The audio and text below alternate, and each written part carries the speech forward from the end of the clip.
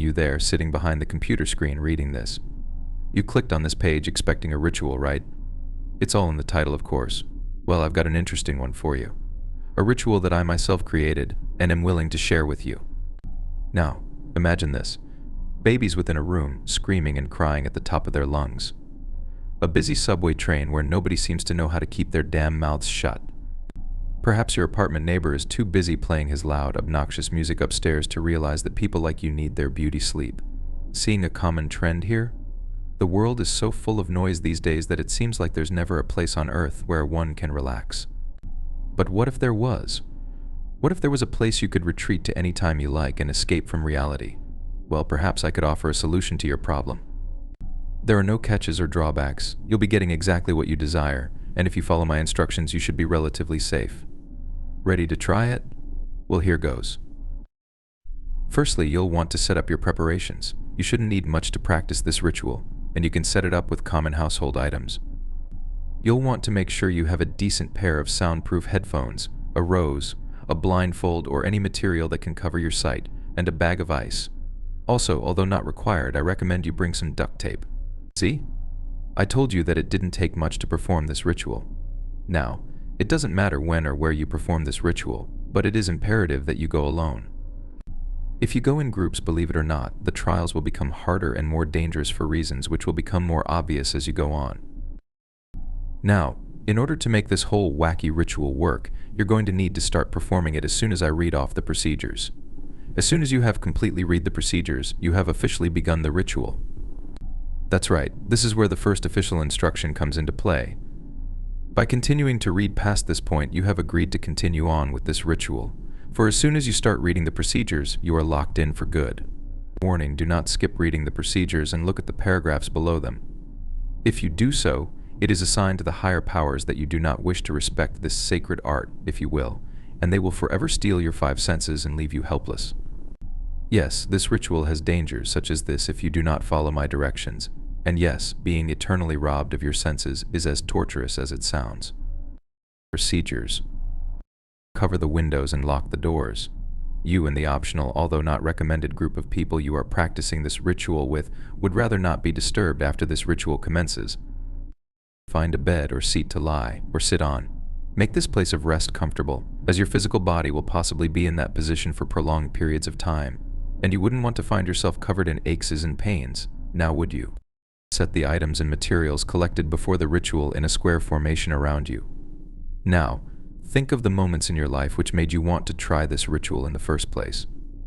Perhaps a dinner date with a special someone was ruined because of a loud and obnoxious restaurant patron seated beside you. Maybe a small child crying in a movie theater, ruining your experience for you. Whatever the case may be, try to ingrain that memory into your head. Picture the moment and imagine the sounds, smells, and emotions within the memory. After you have done this, try to recreate the way you felt in that moment. Perhaps you were sad, or maybe anxiety or aggravation overcame you and swept all sense of joy away. Finally, open your eyes and look around you. Cup the bag of ice in your hands, place the duct tape over your mouth, place the headphones over your ears, and place the blindfold over your eyes. It is important you do these steps in order, for that is the order in which the trials await you. Finally, pick up the rose and give it a whiff. With that, you will have finished the steps to begin the ritual. Hello there. If you are reading this and haven't read the procedures beforehand, expect to be stripped of your senses relatively soon.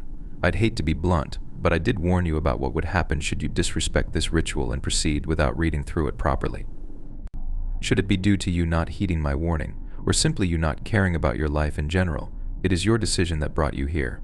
However, if you broke the rules, you might as well use what time you have left of your sight and sanity to view what else this ritual has to behold. Now, if you did follow my instructions, then congratulations. You have now officially begun the ritual. Although these words are still on the screen of whatever device or pamphlet you used before, they are also being transcribed into your mind by me. By following through with the ritual, you have allowed me into your mind, and now I shall be your official guide through this journey.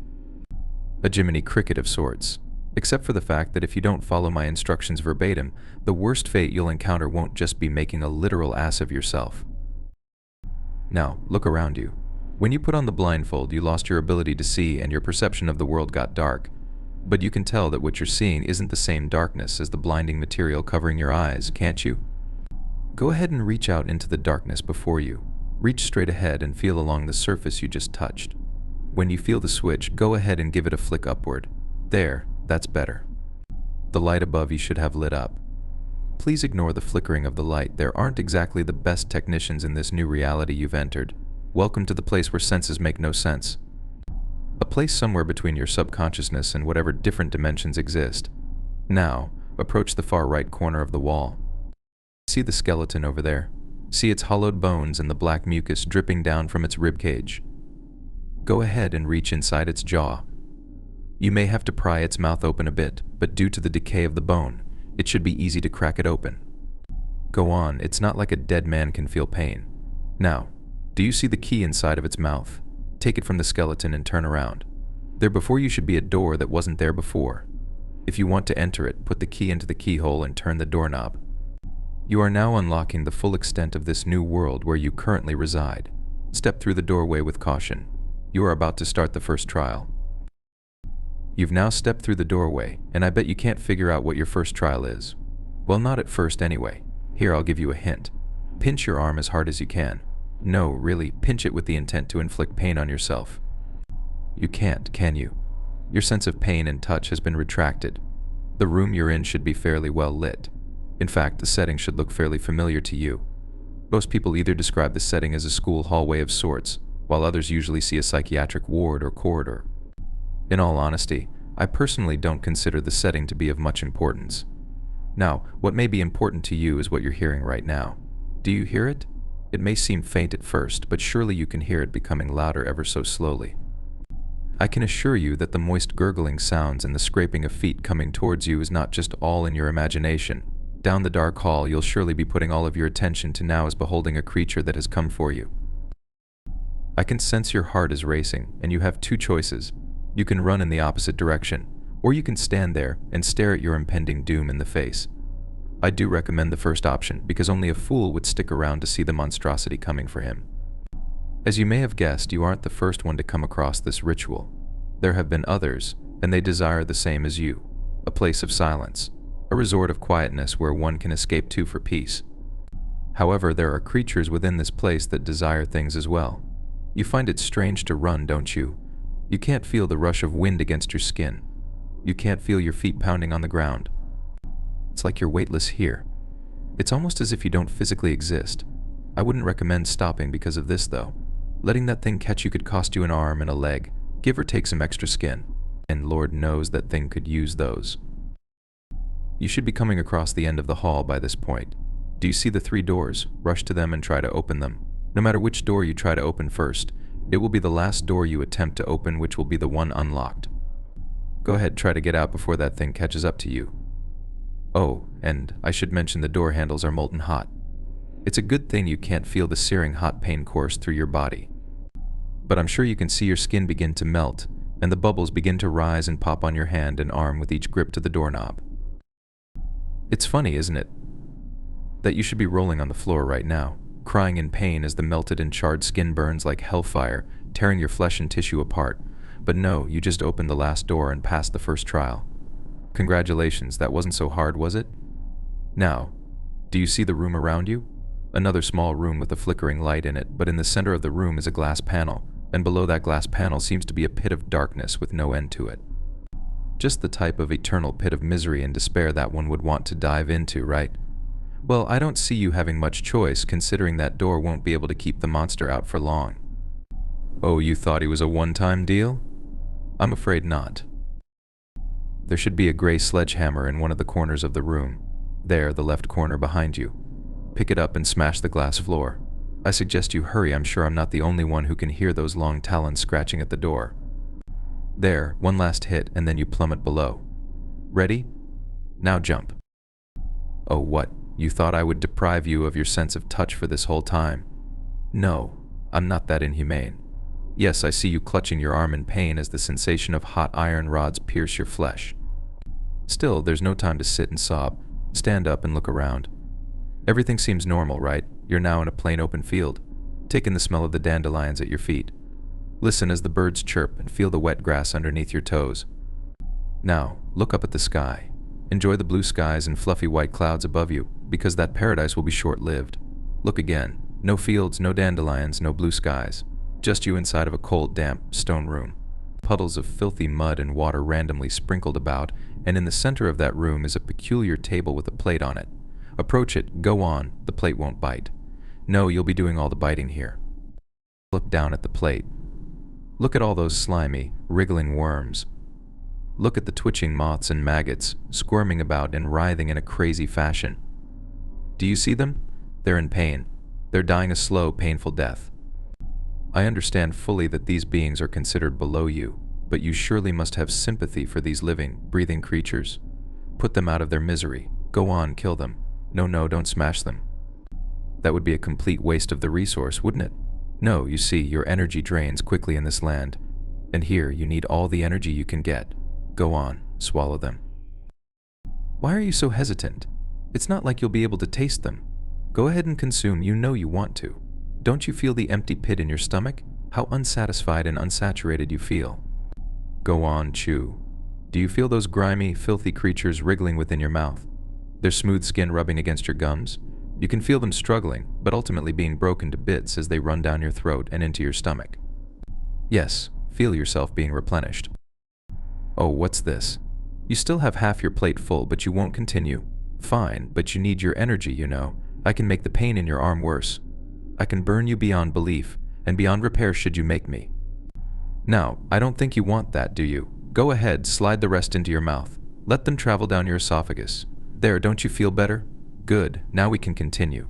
Look to your right. Do you see the zipper in the floor? Go ahead and unzip it. Yes, unzip the floor. Now, climb into the hole you just unzipped. Oh, you don't want to? Well, I'm sure your nasty little stalker friend, who, may I add, is coming ever nearer to you as we speak, would be happy to help encourage you. Hey, you there. No, not the fellow performing the ritual. I mean you, the one who didn't follow through with the procedures. This person's doing pretty well, aren't they? Halfway there, and unlike you, they actually have a chance at living the rest of their life in peace. Now, of course, they can't hear me. They're stuck in the floor for the moment, right where I left them. Anyway, I'm sure a million questions are racing through your head right now. Allow me to introduce myself. I am the spirit who invented this ritual. I too was disturbed by the constant noise within the world. Everyone was always shouting and being so rude and belligerent, and I wanted an escape from it all. So I created a safe haven, where the senses don't apply. However, if humans wished to be granted entry to this world, they would need to prove to me that they truly deserved it. People like you, however, didn't feel the need to listen to me. So here you are, spectating this sacred ritual before I shred your body of every ounce of sense you have left. Now, I'm no doctor, but all that time in seclusion, away from noise, can be damaging to one. I suppose my isolation did have its drawbacks. But what's the big deal? Who needs to see other living, breathing life forms when one can sit alone and not be bothered with the problems of the world? Even beings such as I prefer desolation to the outside world, but at what cost? The ability to have empathy for others, tendencies to misguide others and lie. Well, a little trickery has never hurt anybody, has it?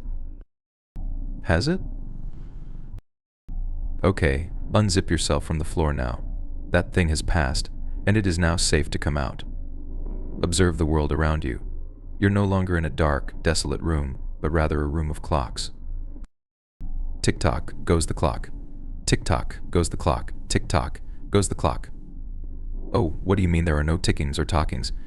These clocks are working perfectly fine. I checked DM this morning. It couldn't possibly be that you, gasp, can't hear them, could it? No, that's exactly what happened. Welcome to Trial 3. Your journey will soon be over. Of all the clocks in this room, I'm sure you've already seen the one you need to go to.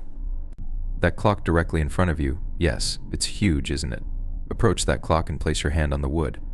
Good. Now close your eyes and feel the vibrations course through your veins. You can still feel those vibrations, right? Now, move your hand in a clockwise circle completely until you reach the point you started at. That's your 12. I'm sure you can guess where the rest of the numbers are. Place your hand on the numbers in the order of your birth date. Remember, don't lift your hand from the wood. That would have consequences which I'd rather not discuss, but you're running out of time. Good. Now that you're done with that, step backward and look up at the clock. There is now a staircase going up to the top of this giant clock. Walk up to the top of the staircase. You're now on top of the clock. Good. Now, look down at all the other smaller, lesser clocks. Feel the vibrations of the entire room. Feel them run through your body. Now, close your eyes and don't you dare open them. The beast is in the room with you now, but don't run. Just saying those words, your heart rate increased heavily, didn't it? Well, you're going to have to settle down, because this next step in particular is tricky. Keep focusing on the vibrations. Do you feel the rhythm? The pattern in which the clocks tick and talk. Try to match your breathing and heart rate to that of the vibrations. If you can do this, you'll be invisible to the creature. Now, this is not the time to ask me why I didn't tell you before that the beast wasn't able to see you. Calm your breathing and go to the beat of the clock. The creature stalking you isn't one simply interested in murdering you. No, it has an actual plan. You see, in this sensory-deprived place, the beast is only one of its senses. That sense is hearing. Its hearing is so precise that it can distinguish between your breathing and the sound of the clocks ticking. You came here because you wanted a place where sound doesn't exist. Well, the creature wants you so it can steal your senses, senses which it has been deprived of for quite some time. Now you have completed the third stage. What I want you to do is jump off of the clock you're currently standing on. Yes, I see that it's high above the ground. I still want you to jump. Would I ever lie to you? Of course not. When have I ever lied to you so far? This jump will lead you directly to your fourth trial. You're nearly there. Don't quit now. Besides, I'm sure the monster would love for me to tell it where you are. I hope that's enough of an incentive for you. Good. Now jump. Well, what did you think would happen upon jumping? Did you fall to the ground? Of course you did. That's how gravity works. Granted, this was mostly for my enjoyment, but I'm not sure what else you expected. Have a look around you. Is the landscape different again this time? Oh wait, you can't see. You've gone blind, haven't you? Well, you, my friend, are inside a system of tunnels and trails. The walls aren't too far apart, so you should be able to extend your arms and touch them. Feel that nice, mossy texture. Now, walk forward and guide yourself with your arms. What you need to do is find the exit to this maze. Continue walking forward until you feel the bump in the wall. Feel it, grasp the bump, and pull it downward. Congratulations, you just pulled a trap. Traps aren't good here, so I suggest you don't pull any more of them. Now, do you feel the sharp, searing pain digging into the meat of your leg? That's the trap at work. You wouldn't want to be caught in a trap, because as you can see, the blades are twisting and turning, pulping your skin and muscle tissue. Now, grab the walls and pull yourself out. Oh boy, it's a good thing you can't see your leg right now. Your skin is completely shredded below the thigh. I'm surprised you're angry with me. You should have expected to make sacrifices. I can't just give gifts away for free, now can I? Now, keep walking before I activate a few more traps for you on my own accord. You know, you're lucky a being such as I would even consider giving you a gift such as this. Keep moving forward, you're almost done. Reach forward and grab the door handle. Pull it open and walk through. Your sight should be back now, and you should be standing in a room similar to the one you started in. There's the flickering light and everything. Congratulations on passing the ritual. You have proven to me that you are truly deserving of your haven without sound. Now, stand still as I explain to you what this prize means. You have gone through the 4 trials of this ritual, and through them all, you have proven to me that you are capable of triumphing over the challenges. Now, don't mind the sensation of your skin sizzling. Those boiling bubbles are back, and not just on your hands and arms, but on your face, your legs, and your torso as well. I know you're in pain now, but believe me, you will be utterly joyous when this is over. Can you feel the heat melting your nose away, leaving it just a charred blotch of burnt flesh? Feel your eyes disintegrate within seconds as the heat intensifies. You can even feel it inside your mouth, can't you? Burning the roof of your mouth and your tongue. I know you can't hear me right now. The pain you're under is probably too great to bear. But trust me, I'm fulfilling my promise to you, aren't I? By now, the only remnants of your previous self is your ears. Ironic, isn't it, that you wanted to lose your hearing, yet it is the only sense you shall retain. Don't worry though, there aren't many causes of noise here, where you'll be staying. However, I can hear, based upon the desperate, drowned-out gurgles of agony escaping what was once your lips, that this outcome may not suit you well. You should have wanted this, so I'm confused as to why. However, I'm sure that you'll enjoy this silence and solitude eventually. It worked wonders for me. However, if you want your old form back, I recommend finding the next person who performs this ritual and stealing their senses too. Don't worry about finding them, your hearing will be precise enough. By the way, thanks for the rose you brought me. Smell wasn't exactly required, but I do wholeheartedly accept the gift. In fact, none of the sense trials were completely necessary. However, It sure does make for one hell of an entertaining story. Oh, and for those of you reading this, thank you for following through this journey. This has been a very rare success of this ritual, and I'm glad you could join me to witness it. Hold on a bit, I know I promised to strip you of your senses and emotions. However, there appears to be someone else attempting to perform this ritual. And by the looks of it, the one who most recently partook in the ritual is already anxious to meet them.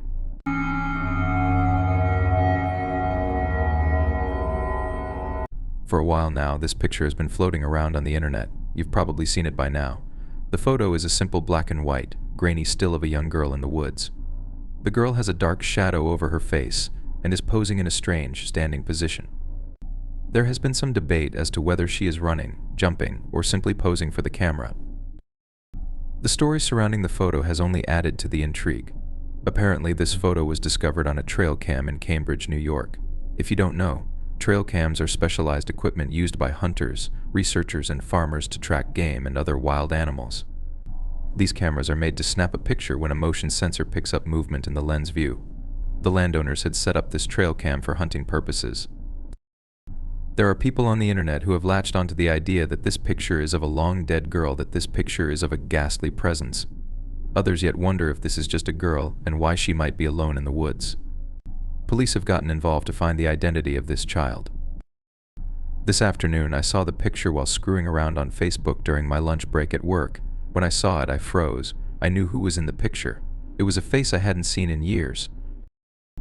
I left work early. I had to call my mom and get the facts straight. But I'm getting ahead of myself. I'm on my 4th shot of Malibu as I type this out. The booze helps. After all, what else can I do but tell a bunch of scary story junkies what I have to say? Nobody would ever believe me anyways. Nobody I told believed me. I'm rambling again. I'll take it easy on the sauce until I finish. My name is Rebecca, but everyone just calls me Becca these days. I grew up in Coila, a small township within Cambridge, New York. Compared to the hustle of my current home in Manhattan, Coila was a hole. I'm pretty sure more people live in my apartment building than lived in all of Coila. My best friend was Zoe. Zoe was fun, brave, and so adventurous. God, I haven't thought about her in years. You could probably say Zoe was my first love. Of course, at our age, I was too young to see it that way, but isn't that how you always see friends from the past? They are a grainy photograph in your mind's eye, a caricature.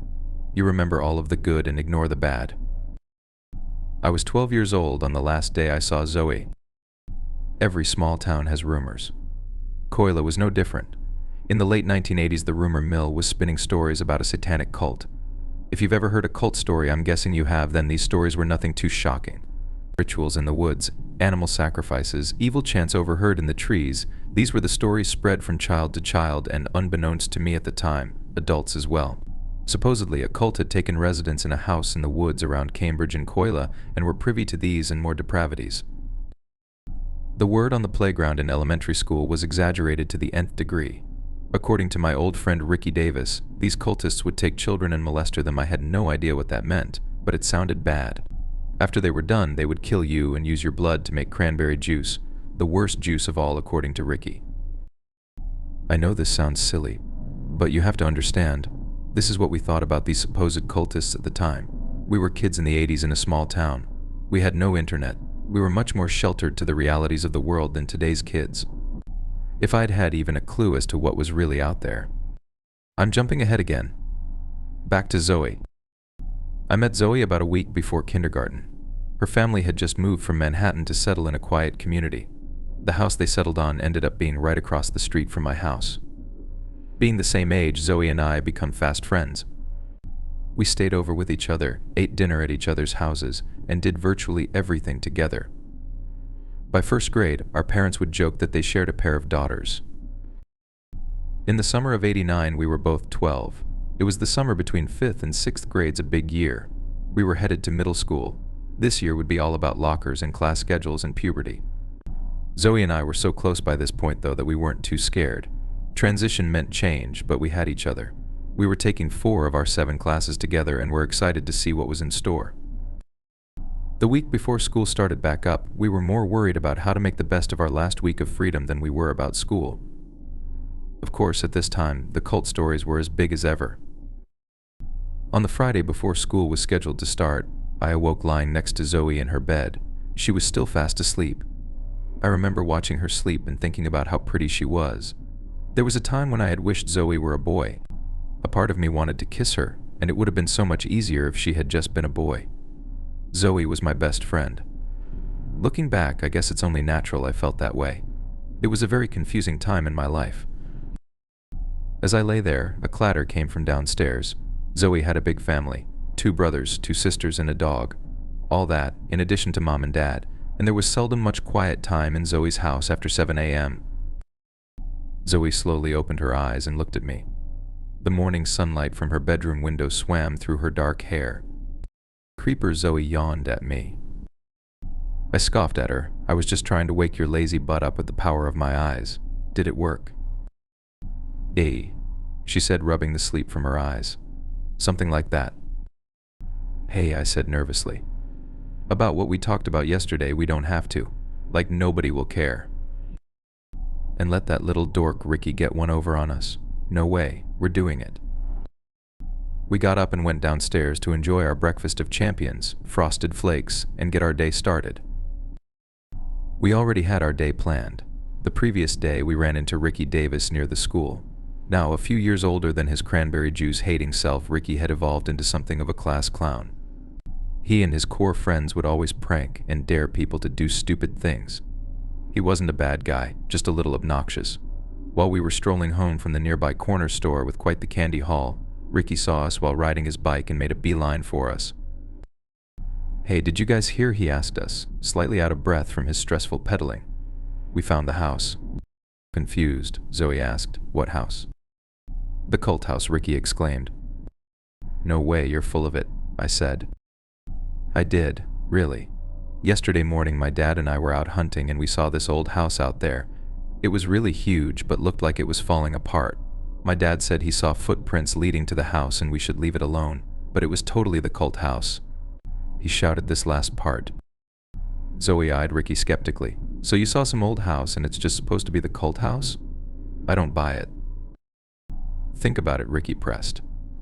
An old house in the woods, lots of footprints, it has to be the cult house. You guys have to go check it out. Ricky seemed thrilled by the concept. I was a little more weary. You want us to go out to some nasty house in the woods and waste our time making you look stupid when it isn't the house? No, thanks. He snickered. If you girls are scared, just say so. And with that comment, I knew we were going. Zoe was a lot of things. She slacked on homework, she didn't like to do her chores, she had even been known to get mouthy with teachers from time to time, but nobody called Zoe chicken. Zoe never stepped down from a challenge. Look, Zoe said, almost angry. If you want us to go look at your stupid house and prove you wrong, then we'll do it. We'll do it tomorrow. We aren't scared, Zoe puffed her chest slightly. I, on the other hand, was less enthused.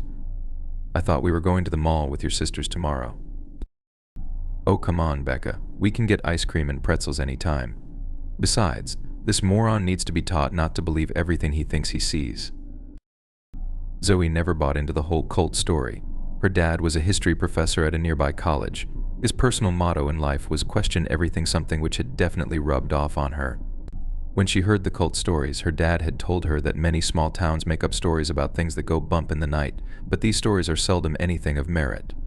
Zoe saw the stories as nothing more than pure baloney. I was less rational about the cult stories. Looking back, I think if you had asked me directly, I would have said I didn't believe the stories, but they still freaked me out. I was comfortable not knowing. While I did want to hang out with Zoe, I didn't want to go into those woods looking for a cultic site. But I started. Ricky interrupted me. Hey, if Becca is too scared, I can go out there with you. This got to me. Ricky was one of the few black boys at our school. Maybe it was because of this that a lot of girls liked him. I always heard girls giggle about their crushes on Ricky. Years later, Ricky would go on to be the captain of the high school baseball team and would go through girls about as quickly as he went through baseballs. He was that guy. I didn't realize why at the time, but I was not okay with Zoe being alone with Ricky in the woods. I'm not scared. Zoe and I are going out there and you're going to feel like an idiot once this gets out. And then it was settled. That night I stayed at Zoe's. We were up late into the night looking at the map Ricky had eventually drawn us and planning what we would need to bring with us into the woods, mostly a few basic survival items and junk food. It was an unusually cool morning for mid-August, so we bundled up accordingly. The local weatherman forecasted cloudy skies and cool temperatures for the weekend, much to the chagrin of Zoe's parents. After finishing our breakfast, we headed out to the school just up the road from our houses. According to Ricky's map, the woods behind the school would be the best place to start. At the school, we stopped under the moonlight to be sure we had everything we needed. The moonlight was another local curiosity. Next to the school in the parking lot was a huge light post that had been installed years ago.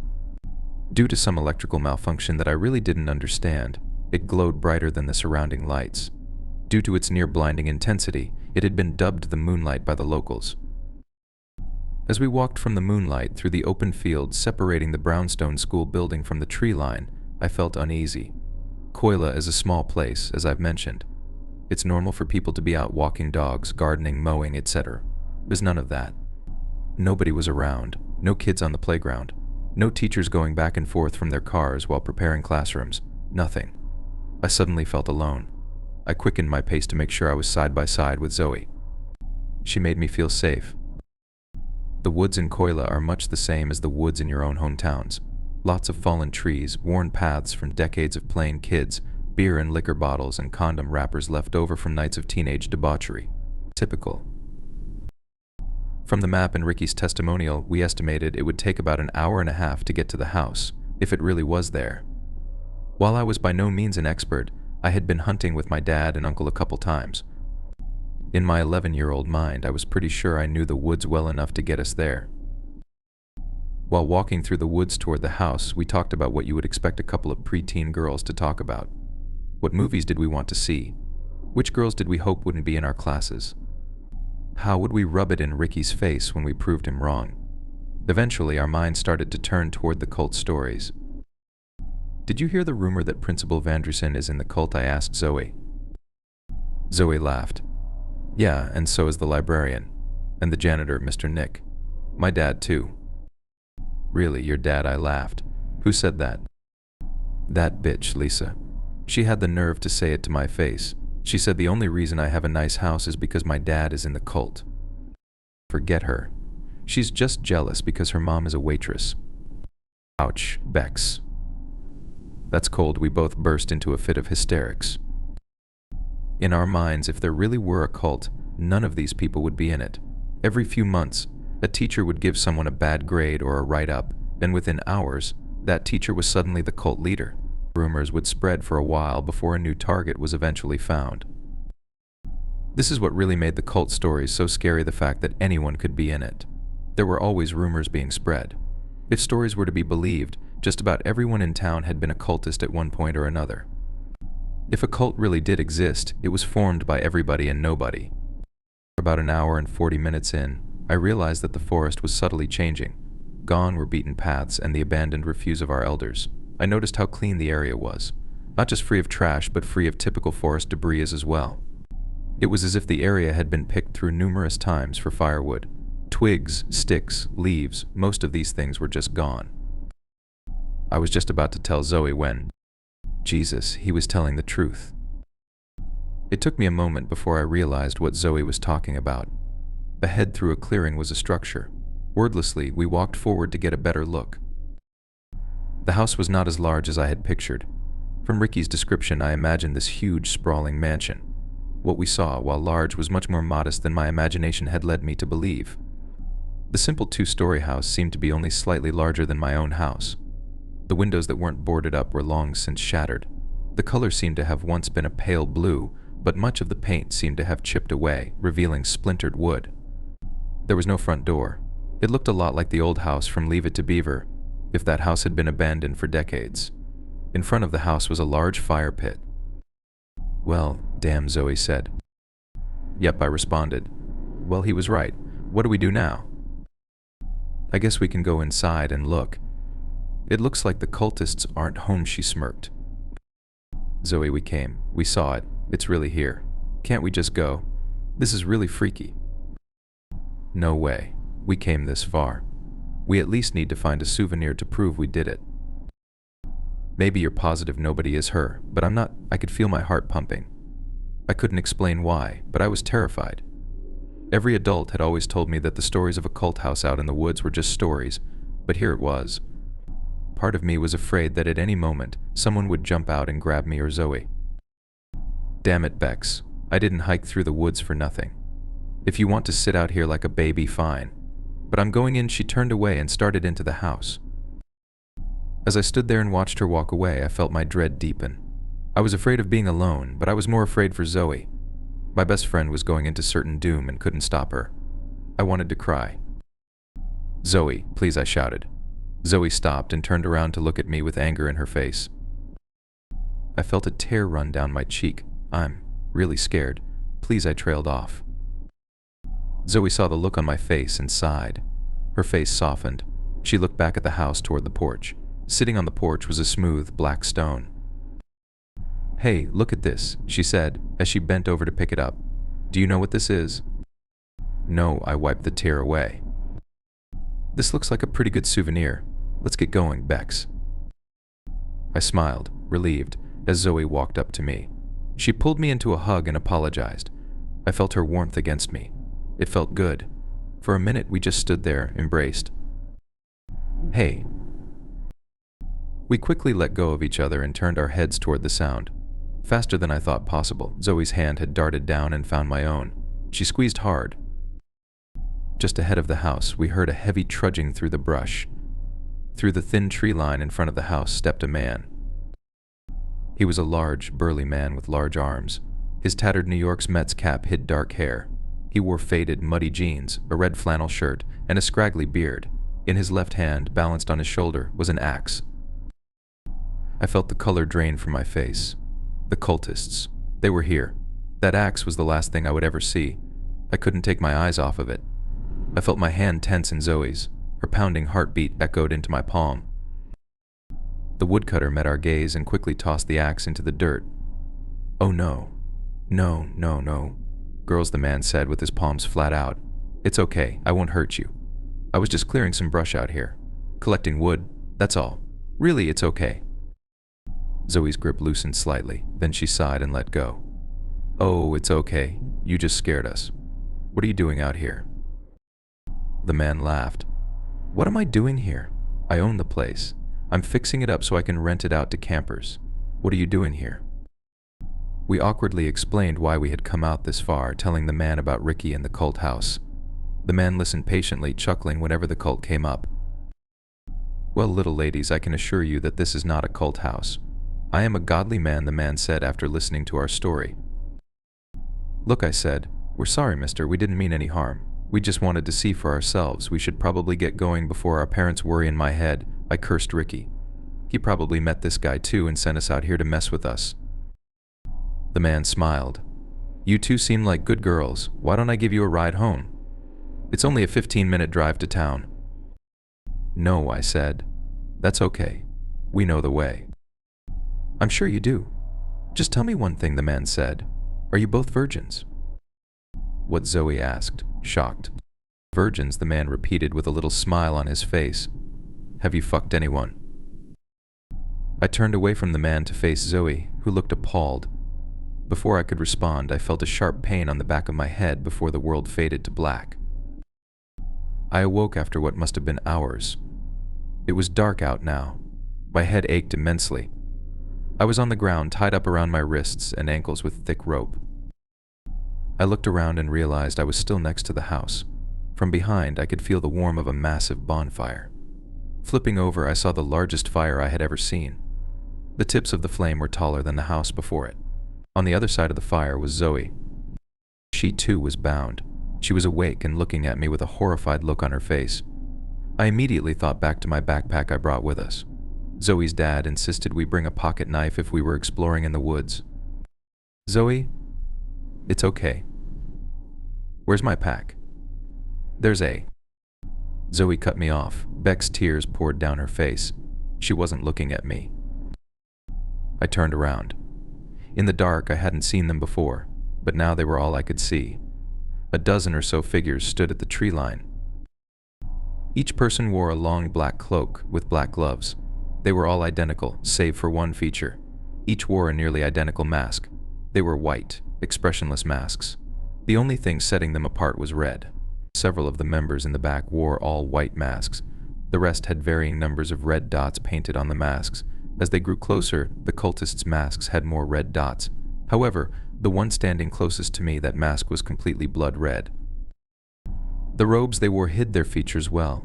Some were tall, others short. Some were heavier than others. Several even bore the unmistakable curves of women. However, no identities could be discerned from this. The one with the red mask stepped forward. "Brothers and sisters of the knighthood, our time is nigh," he spoke in a deep voice. He was tall, but not the tallest among them. Even under his billowing robe, he seemed very thin. "We, the knights who have promised ourselves to the mighty King of Darkness, have come to make an offering to our Lord." "Hail Deimos," the rest said in unison. I started sobbing uncontrollably. Fear took me completely. Behind me, I heard Zoe pleading for them to stop. She kept saying she was sorry and that we wouldn't tell anyone. I could not muster the words to agree or disagree. I was lost in my own horror. The leader paid us no mind and continued, "These beautiful ones shall make a glorious sacrifice for the coming of our Lord of the Wood." "Hail Deimos," the group converged and circled around us in a loose circle. "We make an offering to you, O Lord." In unison, they began to chant, in almost sing-song fashion in a tongue I didn't understand. "Quasimus Dominus Noster Tenebris, et Susapi benedictionem haec pulchra Domine munis primarum. Sit vobis famum satiar si praeparat. Ambules inter nos usque in aeternum." This continued again and again for minutes, or hours, or days. I was lost to it. The rhythm took me. I almost would compare it to being drunk. My head swam, it made me feel tired. When the chanting eventually did stop, the group cried out one final time in unison, "Hail Deimos." With everything that had happened thus far, this was the most horrifying event of my or anyone's life. I lay there listening to their chant, knowing I was going to die, knowing Zoe would die. That is a terrible realization for any 12-year-old to be faced with. What happened next was worse. Done with their chanting, the cultists were ready for us. Look, I would like to hope that everyone who is hearing this is an adult, but regardless, you're not stupid and I'm not going to sit here and spell it out. Needless to say, every one of them took turns using us in every way imaginable. The men, the women, all of them. I tried to fight it at first. I think Zoe did too. But after a while, the futility of it all set in and I just waited for it to be done. Eventually, it ended. Afterward, the man in the red mask walked over to the house and procured a black goblet. He walked over and ordered me to drink from it. I probably should have resisted, fought, struggled, something, but I had nothing left in me to fight with. I was nothing. I leaned my head forward and sipped the vile black liquid. It tasted like rotten eggs mixed with fire. The liquid burned me from the inside. The pain was maddening, worse than anything I had ever felt. I was dying, I knew it. I was finally dying. I vaguely remember hearing Zoe scream my name as the darkness took me. I was still screaming when I lost consciousness. When I awoke, I heard sobbing. My head ached and my throat burned. I looked around to gather my surroundings. The remains of a small campfire lay before me. He told me I was his bride. I looked over to see Zoe sobbing into her knees. I had no idea what she meant. I just laid there watching her, confined to my own thoughts. I felt useless. Used. Dirty. Nothing. I was nothing. I realized we were no longer in front of the house. The area looked more like one of the campsites littering our woods. It was still dark. "Zoe," I started, but I had nothing to say. I realized how cold I was. I slowly stood, completely sore, and walked over to Zoe and put my arms around her. She finally seemed to realize I was there, held me tight, and cried. To this day, I have never heard or felt such anguish that was in that clearing that night. She cried. Then I cried. We must have sat there holding on to each other for hours before we finally mustered the courage to stand. Upon examining our surroundings, I realized how dark it was, how alone we were. At least I thought we were. At the other side of the dead campfire was one of the robed figures. He was laying with his back rolled against a large sitting log. We cautiously approached the figure. When we inspected him more closely, we saw that the man's rib cage had been torn open. The inside of his chest was completely exposed. His face bore a solid red mask. If I had seen this gruesome sight only hours ago, I would have screamed. I would have cried. But I was not the same girl I had been hours ago. I was nothing. I became aware that Zoe was holding my hand. I looked at her and she seemed to have regained some of her strength. "Ok," she asked. "Yeah," I responded. "Let's go home." Having been in the woods a lot, I had a pretty good idea of where people like to camp. This gave me a rough idea of where we were. I picked a direction and we started walking. For about a half hour we just walked silently, hand in hand. Eventually I heard Zoe say, "I'm so sorry I dragged us out here, Bex." We stopped and I faced her. I wanted to scream that it was her fault. I wanted to scream that it wasn't her fault, but I had nothing. I was nothing. Instead, I just said, "All right." It was shortly after that, through the brush, we saw a huge bright light in the sky. The moonlight, I could hear Zoe's smile as she said it. Then I heard it. It started as a noise off in the distance, crunching, trampling, pounding. It sounded like some large animal was charging through the forest straight at us. We didn't wait to see it. I looked down and took Zoe's dark hand and started running harder than I ever had. After our ordeal, I didn't think we could run like that anymore. We charged recklessly through the brush, but despite our haste, the stomping behind us grew louder. The pounding was now accompanied by a monstrous roar, a roar which would send beasts of any kind fleeing in terror. The moonlight grew brighter. I could see the edge of the tree line and feel the heat of hot breath against my neck. The rancid air smelled of rotten eggs and fire. I burst forth from the woods like a swimmer out of water gasping for air. I keep charging forward with every ounce of my strength before collapsing under the gorgeous majesty of the moonlight. In that exact moment, I thought, I'll die here. The sound had stopped. I just lay there panting. I was cut and bruised from my charge through the brush. I was bleeding. We had experienced the worst trauma imaginable, but Zoe and I had made it out alive. My hand was empty. "Zoe," I asked through panting breaths. Zoe, I looked around, but she was nowhere. Zoe, I thought I couldn't possibly cry any more tears. I was nothing, after all. The tears started to come freely nonetheless. I stood feebly. The woods, I thought. I started to walk toward the woods to find Zoe when I saw it. Just inside the tree line was a massive silhouette, easily 15 feet tall. The shadow seemed to be heaving, exhausted from its chase. Right in the spot where eyes would be were two glowing red orbs. In his eyes. In those deep crimson eyes, I felt pain. I felt longing, anger, suffering, hatred, but most of all evil.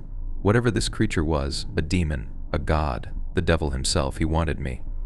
It felt the pull of its lustful desire for me at a time when I should have had no understanding of what that meant. I was not meant to escape. I stared for about a minute, cursing whatever it was that stood in front of me, hating it. However, faced with this evil forth the depths of hell, I was filled with even more terror than fury. Suddenly, the entire tree line flashed red, then blue, then red again. I heard a cart pull up and screech to a halt behind me. I turned to see a police car. I looked back at the tree line, but the shadow was gone. Zoe and I had been gone for 3 days. In that time, the towns of Coila and Cambridge had been completely upturned. Police from neighboring cities had volunteered to come and help find 2 missing girls. After I was found, I was taken immediately to the hospital. I was questioned by police, my parents, detectives, Zoe's parents, and more police. I told them everything. I did not have the strength to hold back. Ricky, the house. The attacks. Waking up next to Zoe. The beast. It wasn't until 2 pieces of evidence were discovered that my story gained some tiny shred of credibility. First, my rape kit came back positive. Second, a heavily mutilated, robed body was discovered at a campsite in the woods. His identity was never uncovered. They never found Zoe. It was eventually determined by the police that a group of cultists had kidnapped and raped 2 innocent girls. The group then killed their leader, left 1 girl for dead, then stole away with the other. They told me that I never saw Zoe after our assault, and I certainly never saw a beast. It was all made up to cope with the trauma. For a long time, that was the story I believed. With my shattered mind, I created a horrible story to cope with losing my best friend. A story where I had one last chance to say goodbye. A story with a monster. I spent a little time in an institution to regain some semblance of a mind. I spent years in therapy as well. Hell, I'm still in therapy.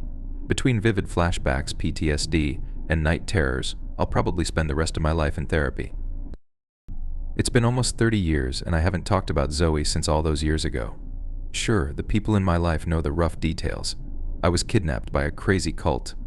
I was raped. I was nearly killed trying to escape. I haven't told them about Zoe though. Not my wife. Not my therapist. Certainly not my kids. Nobody. It's not as though I had forgotten her. It's just too painful. I honestly hadn't thought about her in years, at least not until I saw that picture of a little girl in a photo from Cambridge. I can only guess what you are thinking now. What chased you two through the woods? If you were gone for 3 days, what happened during that lost time? Why would Zoe's childhood self appear in the picture? What if Zoe's spirit is trapped in the woods waiting for you? What if Zoe is still alive?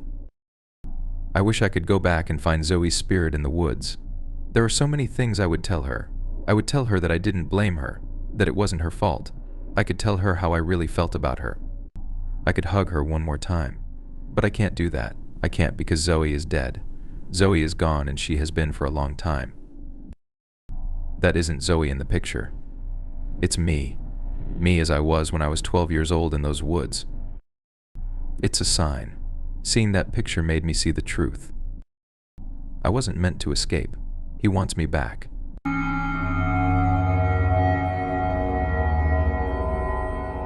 For her birthday, I took my girl, Katie, to Arizona so we could stay with some friends of hers and spend a few weeks partying and getting crazy and stuff before heading back to school for the year.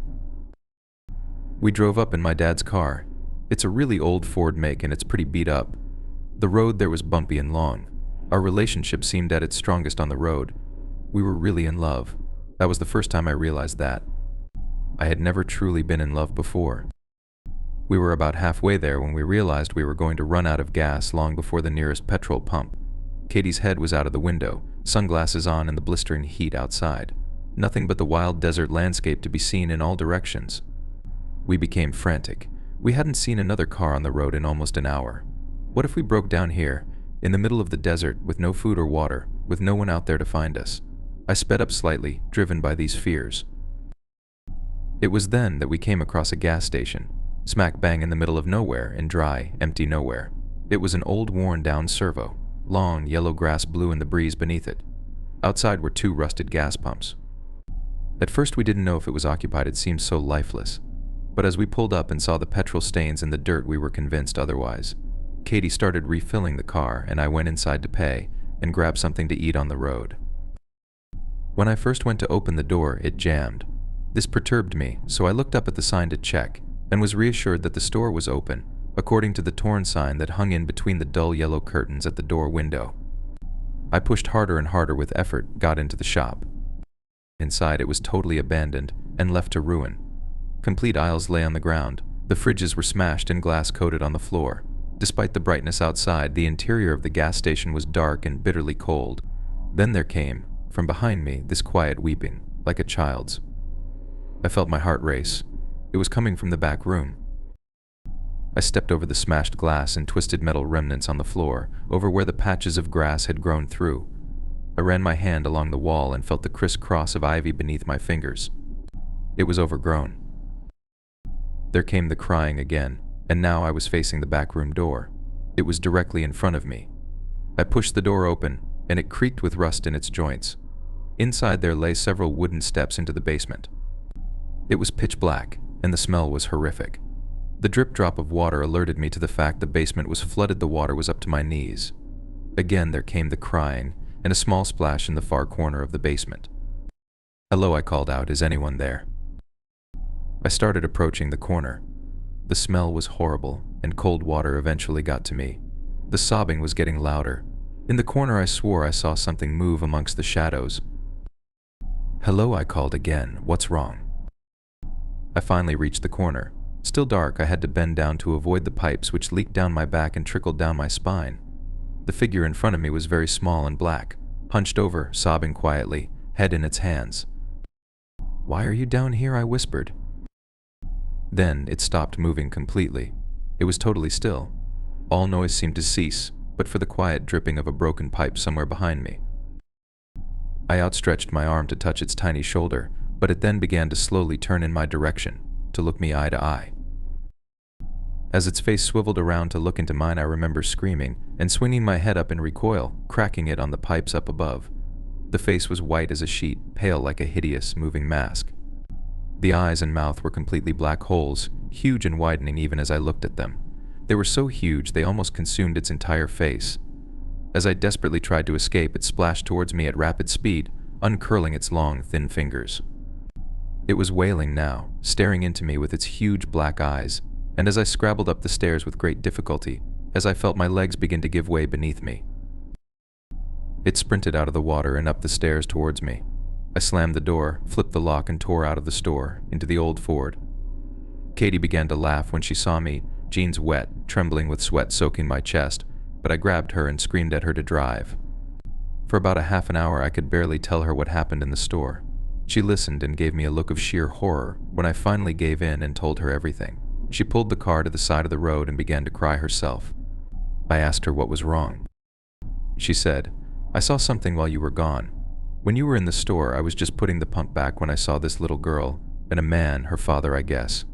The father stared at me with blank eyes and a hanging jaw. But the girl, oh God, the girl, she was staring straight at me, grinning with this huge smile that just stretched so far across her face. I couldn't see any hair on her, and her skin was so dark. Not dark, like a colored girl, but dark like a shadow, and her smile just shone through the window. I convinced myself it was a trick of the eye and looked away. When I looked back, they were gone. Then a little while later, you came back out." It was dusk by now. We had nowhere to stay. We had not traveled nearly as much as we hoped to that day, and the nearest motel meant going back past the gas station. So we just drove up from the roadside where we were, into the clearing a little way up, where people camped sometimes. We had obviously come the night after a big party. There was broken glass everywhere. When we arrived, however, it was empty. After a while, I tried to reassure her that we were okay. I calmed her down, put my arms around her, and we started to kiss. I moved to get closer to her when she suddenly screamed like hell itself. "It's her. It's her," she screeched, fumbling to start up the engine. I turned in time to witness a small black face, grinning literally ear to ear with only darkness inside. It was crawling into the car through my open window, with its limbs splayed out like an insect. It had too many limbs. Way too many long arms, the fingers feeling my face like antennae. We sped off, back down onto the road. Back on the road, nothing seemed right. There were no stars. That was what I noticed first. I was too shaken to think much of it, but there were no clouds that could be blotting them out. There was just the vast night sky, devoid of all light. Then, a few minutes after we had been driving forward, still sweating and breathing heavy, we passed the gas station. My heart skipped a beat. The gas station was at least a half an hour away, in the opposite direction. All the lights were on, and I saw the door sliding open. As we shot past it, Katie was in such hysterics she found it hard to keep driving. We stopped the car in the middle of the desolate road. I decided we should switch seats so that I could drive. She shuffled across from her seat to mine, and I opened the door to get out. As soon as I was outside, the foul stench of the basement overwhelmed me. I gagged, then vomited down the side of the car. It was then I noticed the runner, a pale white thing sprinting towards us through the fog, its limbs practically a blur. I could make out no face. How long had it been following us? Running after us in the night? I got into the driver's seat as quickly as possible. We drove off again, not talking. Katie whimpered and I silently prayed. Then we passed the gas station again. The door was open now. There were two figures standing at the door, waiting. As we forced ourselves on, we both became aware of a soft, barely audible weeping in the back seats. Neither of us dared turn around. "Ignore it," I whispered. My trembling hands gripped the steering wheel. Katie was curled in the fetal position, holding her head in her hands. The wailing increased, becoming extremely loud, ear-piercing and horrific.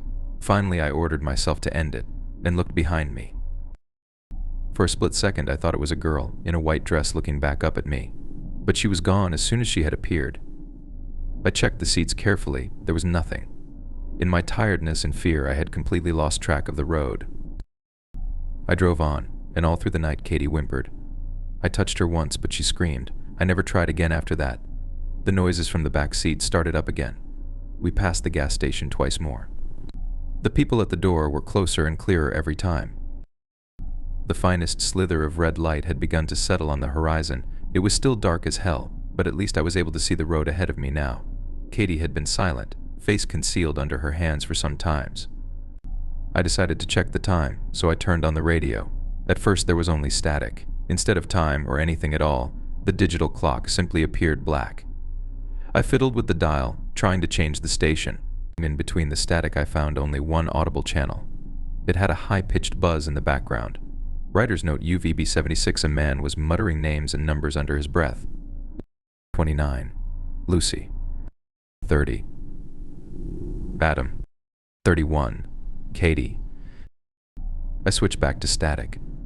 I knew which name was next. When we got to Katie's friend's house, it was morning. It was overcast and everywhere had the smell of rain on it. Her friends weren't home. Katie's friends lived way out in the country, with no one else around in a mile. The grass was climbing the walls outside. How long have they been out? As soon as we were inside, Katie started whimpering again. I realized that while she had been silent, she was biting on her lip, blood was trickling down her chin, and the skin around her mouth was torn and chewed through. She grabbed the newspaper and some masking tape off the table and began blocking out the windows. After the night's events, I didn't know whether I would be insane to join her or stop her. I simply watched. She covered the windows, jammed the door, and turned the lights off. For some time, it could have been minutes or hours, we sat silent in the dark. I offered to turn the television on. Katie said nothing, sitting blank and comatose. I turned the television on anyway. A grainy, black and white image flickered to life before us. A white face with empty eyes, and an impossibly huge smile flashed up, the smile growing wider and wider the longer we stared into it. There came the sound of weeping, from the television or in the house. I couldn't tell. We turned off the TV. It's been 3 whole days now. I haven't seen Katie at all today. She spends her time in the closet, crying. I once tore the door open and screamed at her. She screamed back, her face contorting into something grotesque and inhuman. I slammed it in her face. The phone rings often.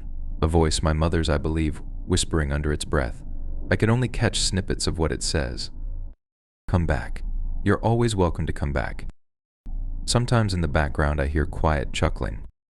I hang up without saying a thing, usually. The bathroom is shining white. I hear the shower running and will walk in to find nothing. Nothing at all. Then, when I'm in the bathroom, I will hear the television flick back on. It always goes to the face. In the background there are muttering voices now. I've called the police. Twice. All I get is the whispering woman's voice. I called Katie's friends too, just as fruitlessly. There are knocks at the door a lot now. Through the newspaper on the other side of the window I see their hands slam against the glass and slide down. They do this for hours on end sometimes. They press their eyes up to the glass, through the holes in the newspaper. At night we hear screaming from the guest room. I boarded it up. Sometimes I find tiny pieces of glass on the ground. A leak sprang up about a day ago in my room downstairs. Black spots of mold have appeared on the walls. There is a smell throughout the house, seeping in from my room. The odor of decay. I pray. I pray hopelessly, and I swear to God, I wish that I had never gotten out of that car.